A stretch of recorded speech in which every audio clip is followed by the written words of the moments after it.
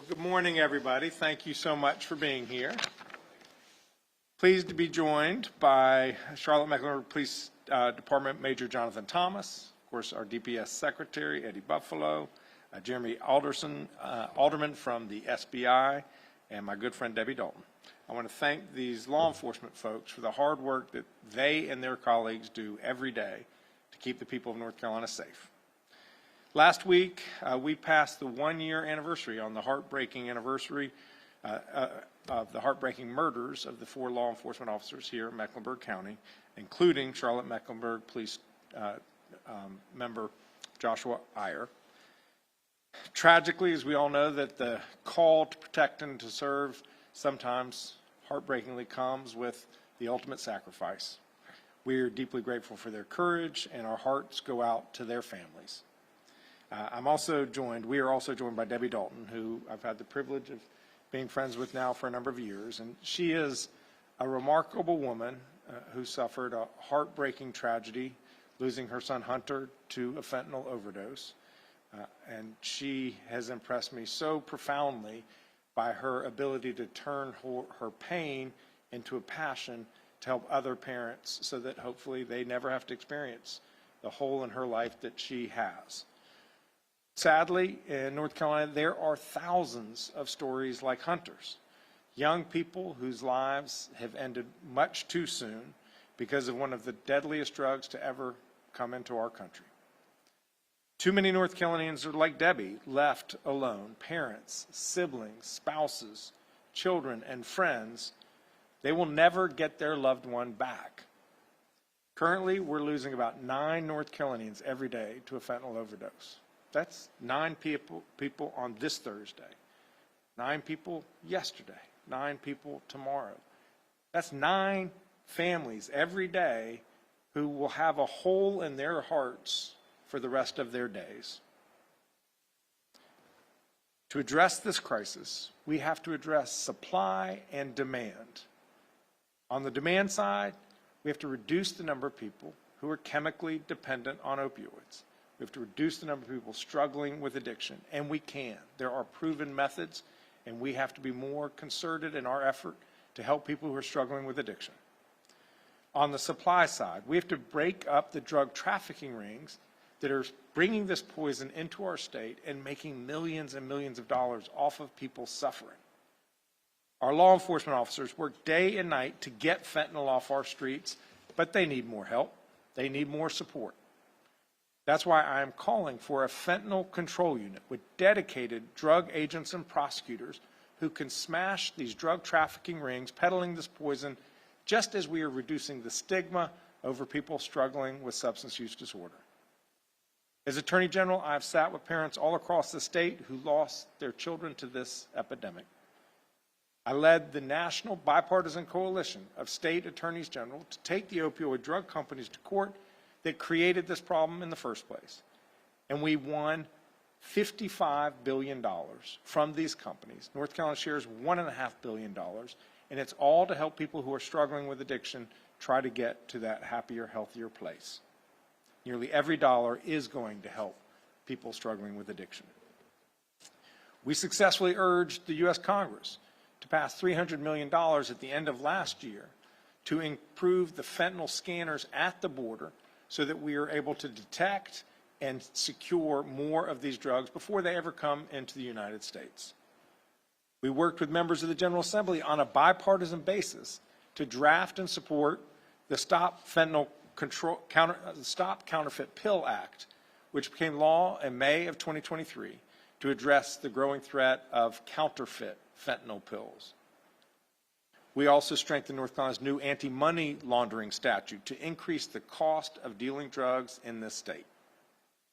We've made progress by working in a bipartisan fashion to crack down on fentanyl here in North Carolina and to invest in border security to stop the flow of fentanyl coming into the country.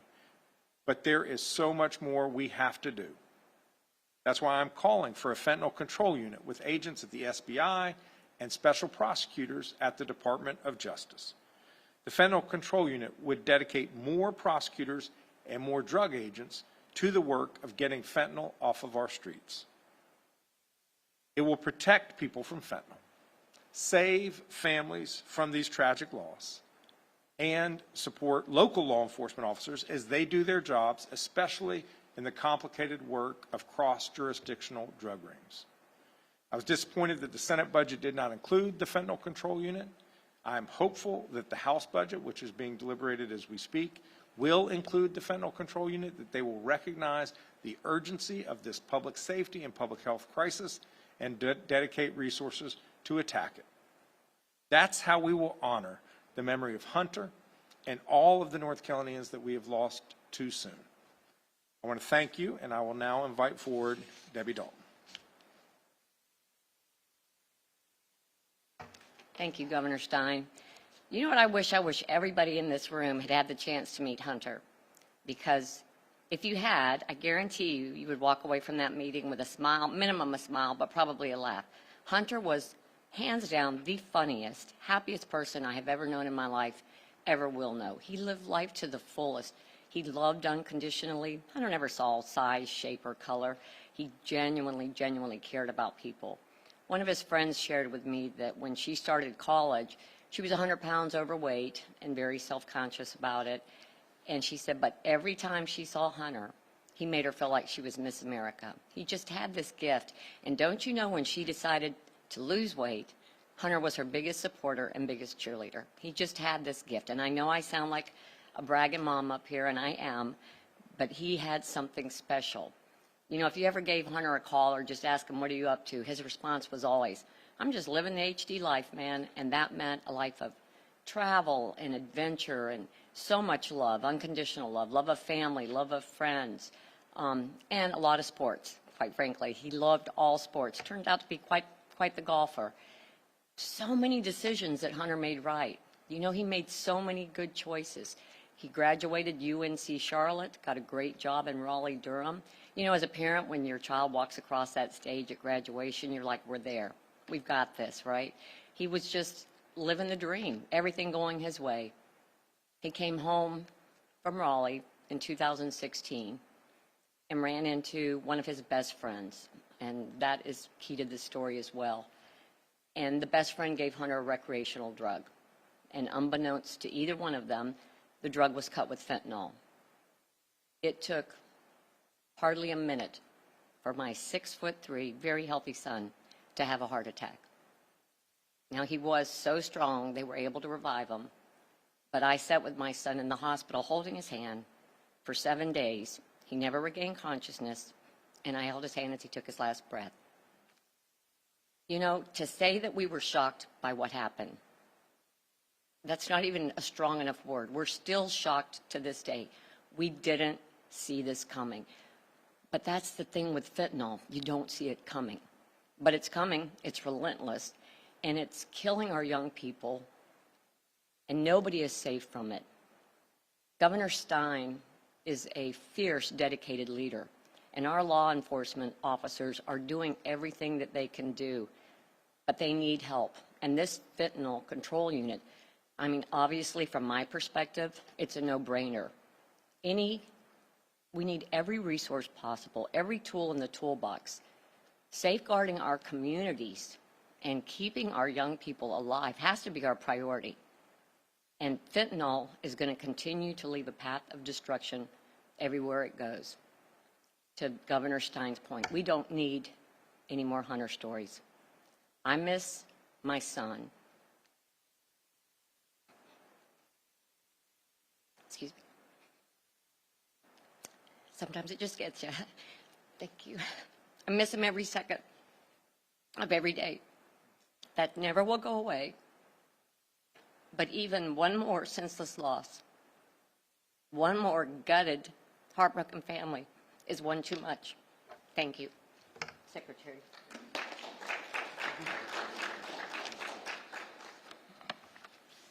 Thank you, Ms. Dalton. Thank you for your courage.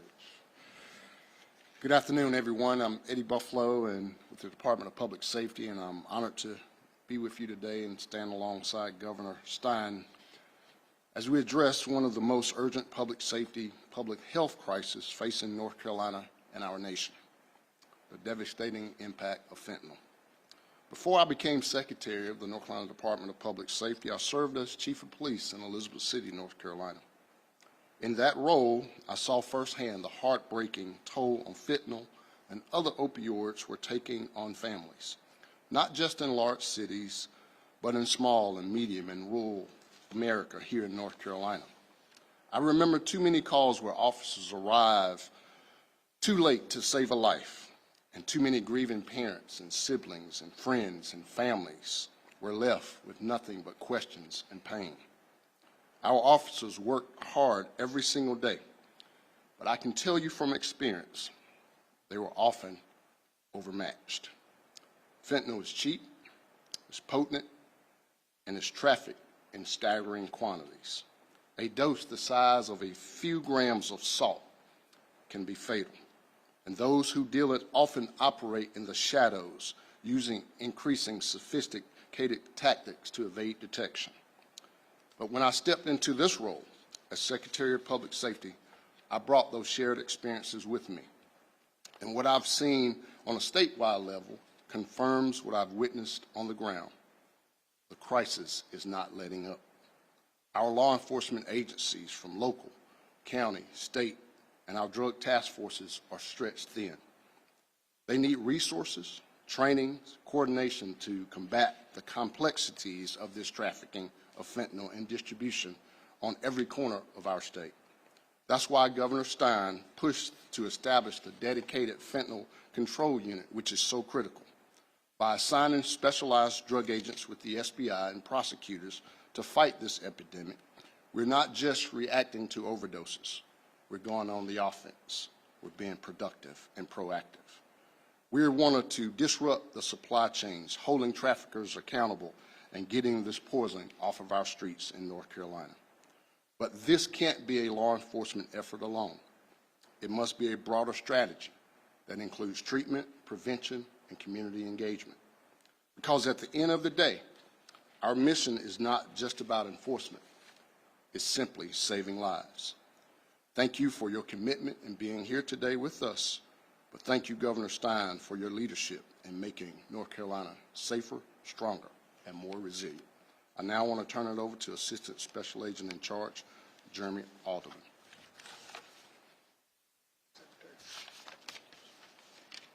Good morning. Thank you, Secretary Buffalo, and Governor Stein, thank you for the opportunity to be here today. On behalf of the State Bureau of Investigation, I want to express support for the Governor's proposal to create a dedicated Fentanyl Control Unit and to confirm that the SBI stands ready to lead its implementation. Fentanyl is devastating families and communities across our state. In 2022 alone, North Carolina experienced nearly 3,400 fentanyl-related deaths. That's an average of 9 lives lost every single day. These are sons, daughters, parents, and friends taken from us far too soon. The proposed Fentanyl Control Unit would enable us to expand our efforts to dismantle the most significant and dangerous trafficking networks, support overburdened local agencies, and coordinate statewide enforcement.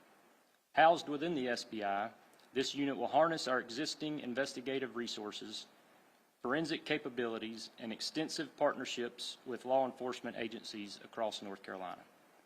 The proposed investment will provide the necessary tools, such as specialized personnel, advanced training, and cutting-edge technology, to make an immediate and measurable impact combating this crisis. We thank the Governor for his leadership and in proposing this initiative. The SBI is prepared and committed to lead this effort. Lives depend on it. From 2000 to 2023, North Carolina overdose deaths increased from 469 to 4,442 annually, a nearly tenfold surge. During this period, the state's population grew by roughly 3 million residents. Despite the growing scope and complexity of drug-related investigations, the SBI virtually has the same number of dedicated drug agent positions today as it did 25 years ago. And this was before the opioid crisis began. The economic toll is substantial. A report from the U.S. Congressional Joint Economic Committee found the opioid epidemic cost the United States economy nearly $1.5 trillion in 2020 alone. A proportionate and sustained response is essential, to confront this escalating threat of public health and safety. The SBI supports the governor's budgetary proposals and looks forward to expanding our partnerships and capabilities as we work to protect the people of North Carolina. I'll turn it over to CMPD Major Thomas. Thank you, Assistant Special Agent in Charge Alderman. As Governor Stein noted, we are here to address a critical and growing public safety crisis facing our state and community with fentanyl.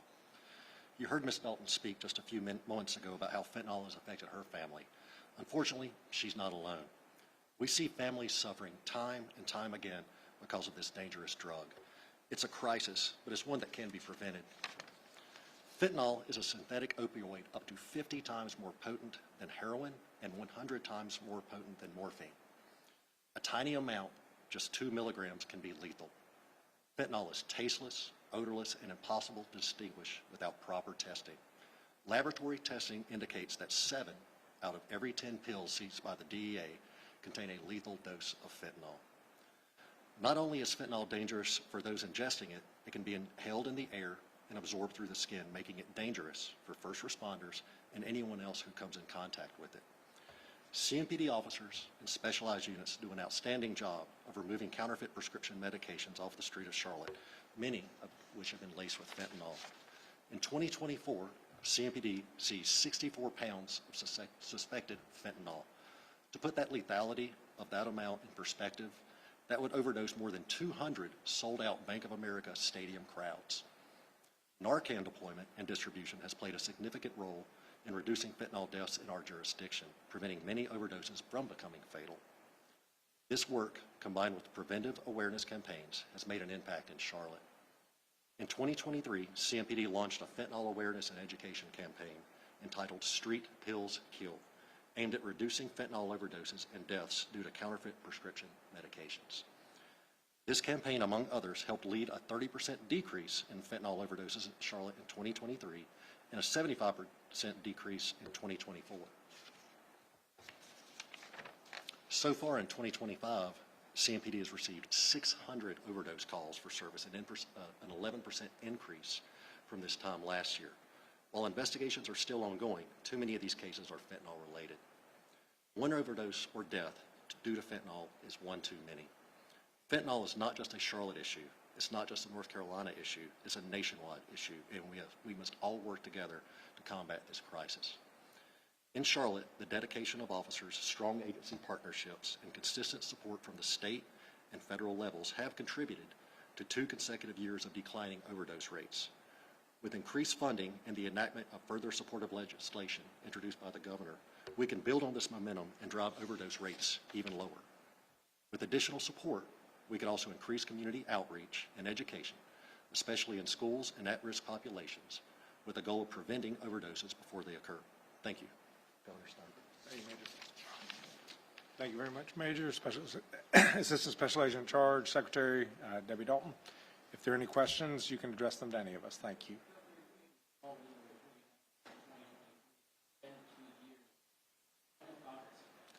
Well, I encourage you to talk to the legislature. The House is considering its budget as we speak. And so it's not a coincidence we're having this discussion right now, because I want them to understand the urgency. And this is urgency that is widely shared. It's shared by the parents who have lost their children, like Debbie. It's shared by local law enforcement that have to deal with these calls on a daily basis. And it's shared by the SBI and the Department of Public Safety, who want to make sure that as a state, we are taking a concerted approach to tackle this crisis. Governor, this morning, I spoke to state senators and just around the area. And they all basically said they needed help in terms of across the board, not just special prosecutors, but that they would rather have more DAs or ABAs as opposed to just someone who just fentanyl and drug.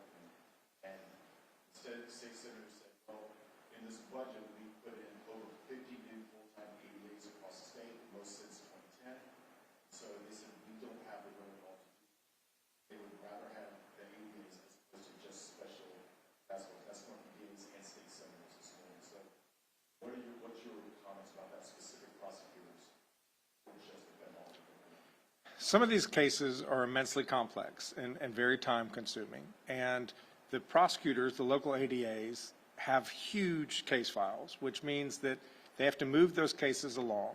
By having some specialized prosecutors at the Department of Justice, they can work with local prosecutors and take some case referrals, particularly when these cases cross jurisdictions, which many of them do. So it can, they can bring efficiencies to the case. I want there to be more local prosecutors, but I just know how local ADAs are. They are way overwhelmed. These can be focused on the issue of fentanyl. In terms of the investigators, local law enforcement are constantly struggling with insufficient resources. They have shortages, they have unfilled positions, and we have proposals in my budget to address that, to give bonuses to young people who are graduating from BLET and then go and work in local law enforcement. But the SBI has not had an increase in drug investigators in 25 years. 25 years. Think about where North Carolina was in 2000. I don't know how many millions of people fewer there were. Opioids did not exist as a concept in terms of a public health crisis. Fentanyl didn't exist as a chemical compound on the street. So we're in a different era. We need to bring more resources to bear to solve this crisis because people are dying. It's about a couple $1 million a year, about $2.5 million. 3 prosecutors, 7 special agents at the SBI. So it is imminently within the resources of the budget. And it's just a matter of what the state Senate and state House prioritize. If they believe that too many people are dying of fentanyl, they need to put some resources that are dedicated to attacking the problem. Governor, you said yesterday that the big drug bust of 3 million, all of them were scanned with labels, whatever that. They were produced in China, brought into Mexico. Is that what you're seeing here with everything that they mentioned? Yeah, it's real. I mean, there's no question that the chemical precursors are predominantly coming from China, being shipped to Mexico, where they're being manufactured and turned into product, often looking like an actual opioid pill, and they're coming across the border. They're coming through our points of entry.